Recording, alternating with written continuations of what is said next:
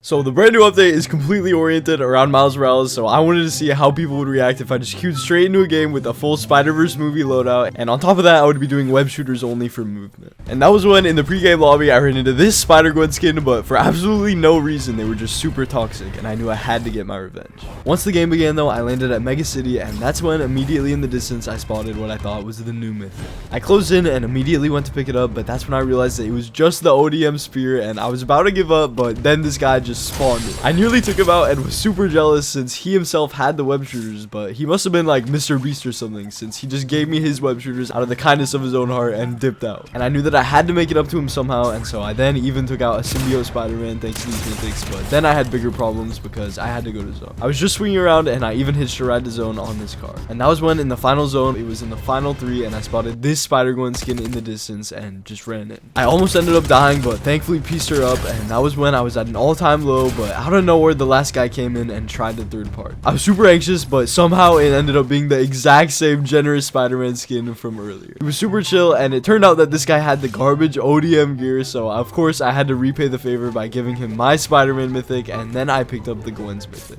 We both had him and he was super stoked to finally have some, so we hugged and agreed to a Spider-Man mythic build battle. Right off bat though, I had height and I honestly felt kind of bad for this kid since he was really bad. I decided that I would sacrifice myself since his generosity and kindness earlier on was really the only reason that I had made it this far. And he ended up winning the battle that would determine who was the best Spider-Man. So the moral of the story is, don't forget the people who brought you to where you are.